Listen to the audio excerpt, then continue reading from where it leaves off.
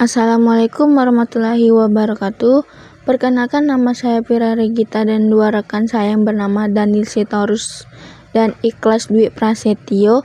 Di sini saya sebagai moderator kepada yang terhormat yaitu Bapak Dr. Muhammad Akbar SDMIT. Di sini kami akan menjelaskan tentang isi jurnal kami yang akan dijelaskan oleh saya. Baiklah, di sini saya akan menjelaskan tentang jurnal yang pertama, yaitu jurnal jaringan dan aplikasi komputer. Di pembahasan dalam jurnal ini yaitu metodologinya dibagi menjadi dua, yaitu pertama metodologi deteksi. Yang pertama itu berbasis tanda tangan atau signature based, efektif untuk mendeteksi serangan yang sudah diketahui namun kurang relevan untuk ancaman baru. Yang kedua berbasis anomali based, mendeteksi perilaku abnormal tetapi menghasilkan banyak false positif. Yang ketiga analisis protokol stateful atau SVA, fokus pada perilaku protokol yang kompleks. Yang kedua itu ada taksonomi teknologi.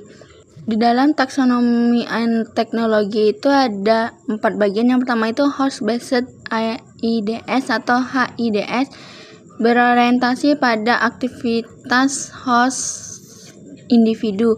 Yang kedua itu ada network based IDS atau INDS, menganalisis lalu lintas jaringan yang mendeteksi anomali. Yang ketiga ada wireless IDS atau WIDS, mengkhususkan pada jaringan nirkabel yang lebih rentan terhadap ancaman. Yang keempat ada Network Behavior Analysis atau NBA, mengidentifikasi pola lalu lintas jaringan yang mencurigakan. Kesimpulannya, IDS adalah elemen penting dalam keamanan jaringan modern. Yang kedua, masing-masing pendekatan IDS memiliki kekuatan dan kelemahan yang harus dipertimbangkan dalam penerapannya. Yang ketiga, tantangan ke depan meliputi peningkatan akurasi, pengurangan false positif, dan adaptasi terhadap ancaman baru. Di dalam jurnal ini ada kekuatan penelitian, yaitu ada 3. Yang pertama, penyajian teori dan model analisis sangat mendetail dan mudah dipahami. Terus yang kedua, penulis menggunakan tabel dan diagram yang membantu menjelaskan konsep kompleks. Yang ketiga, artikel memberikan perspektif baru tentang klasifikasi IDS yang bermanfaat bagi peneliti di bidang keamanan jaringan. Terus kelemahan peneliti yang pertama itu ada fokus pada virtualisasi kurang mendalam sehingga solusi yang ditawarkan bersifat umum. Terus selanjutnya ada research question journal. Berikut adalah beberapa pertanyaan penelitian yang dapat diidentifikasi, yaitu yang pertama, bagaimana sistem deteksi intrusi atau IDS diklasifikasikan berdasarkan metodologi, teknologi, dan jenis pendekatan yang digunakan. Yang kedua, apa kelebihan dan kekurangan dari pendekatan deteksi intrusi berbasis tanda tangan, berbasis anomali, dan berbasis analisis protokol stateful. Analisis dari research question. Kelebihan dan kekurangan pendekatan deteksi. Setiap metodologi deteksi memiliki kekuatan dan kelemahan.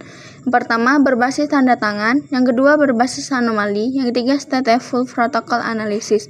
Kesimpulan, analisis ini menekankan pentingnya pendekatan hibrida untuk memanfaatkan keunggulan dari setiap metode dan meminimalkan kelemahan. Yang pertama, klasifikasi IDS. Penulis memberikan tinjauan mendalam tentang klasifikasi IDS berdasarkan metodologi atau berbasis tanda tangan, anomali, dan stateful. Teknologi atau HIDS, NIDS, WIDS, dan pendekatan lainnya. Analisis ini menunjukkan bahwa tidak ada pendekatan tunggal yang sempurna.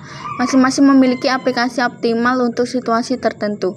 Kesimpulan, klasifikasi membantu dalam memilih IDS yang tepat sesuai kebutuhan jaringan, baik untuk melindungi host individu maupun seluruh infrastruktur jaringan. Yang terakhir, rekomendasi analisis. Penulis menyarankan integrasi pendekatan berbasis tanda tangan dan anomali dengan adaptasi khusus untuk lingkungan virtual. Penelitian lebih lanjut dilakukan untuk meningkatkan algoritma deteksi yang mampu memproses volume data besar tanpa mengorbankan akurasi.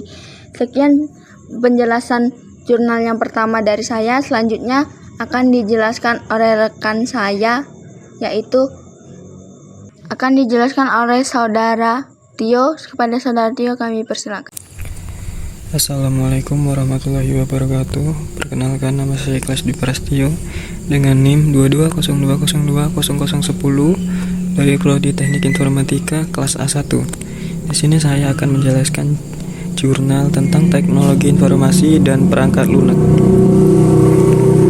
Yang pertama itu pembahasan metode penulis menggunakan pendekatan sistematik literatur review atau SLR untuk menganalisis 84 studi utama yang relevan.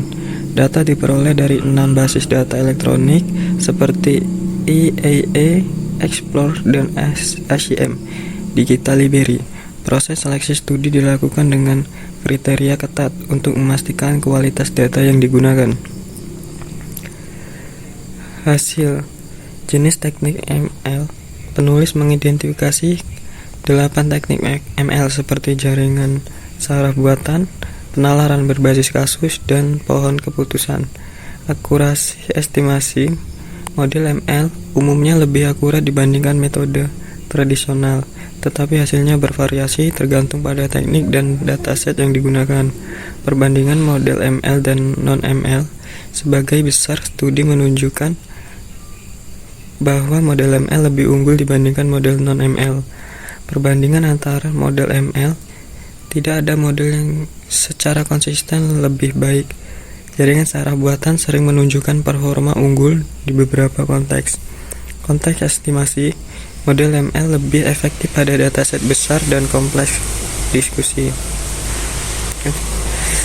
Jurnal ini menunjukkan bahwa meskipun model ML memiliki potensi tantangan seperti kebutuhan dataset besar dan interpretasi model kompleks masih menghambat implementasinya di industri. Kesimpulan, model ML menjanjikan untuk meningkatkan akurasi estimasi SDE dibandingkan metode tradisional. Namun implementasi di industri memerlukan perhatian pada faktor-faktor seperti skala dataset dan kompleksitas model. Penelitian lebih lanjut diperlukan untuk mengembangkan model hibrida dan evaluasi praktis. Kekuatan penelitian, pendekatan sistematik literatur review memberikan analisis mendalam dan terstruktur. Studi ini mencakup periode panjang dari 1991 sampai 2010, memberikan gambaran lengkap tentang tren dan perkembangan. Penulis memberikan rekomendasi praktis untuk peneliti dan praktisi. Kelemahan penelitian, yaitu kelemahan penelitian tidak semua teknik ML dianalisis secara detail. Studi ini tidak memberikan uji langsung terhadap model ML yang dibandingkan. Research Question Journal. Penulis jurnal menyusun Research Question atau RQ yang menjadi fokus tinjauan literatur sistematis mereka. RQ, bagaimana akurasi estimasi keseluruhan model ML dalam SDEE? Tujuan, mengevaluasi akurasi model ML dibandingkan dengan tingkat akurasi yang diterima industri. Analisis Research Question. Analisis RQ1, kekuatan. Teknik-teknik ini memungkinkan analisis data kompleks dan memberikan hasil yang lebih baik dibandingkan metode tradisional. Kelemahannya, beberapa teknik seperti ANN membutuhkan dataset besar dan kompleksitas tinggi dalam implementasi. Baik, saya Daniel Sitorus ingin menjelaskan jurnal 4, tinjauan literatur sistematik tentang kinerja prediksi kesalahan dalam rekayasa perangkat lunak. Pembahasan penulisan membagi pembahasan menjadi beberapa bagian. 1. Metodologi. Studi ini mengidentifikasi makalah dari berbagai sumber seperti ACM Digital Library dan IAA Explore. Dari jumlah tersebut, 36 studi dipilih untuk analisis mendalam berdasarkan kriteria metodologis. 2. Kinerja model.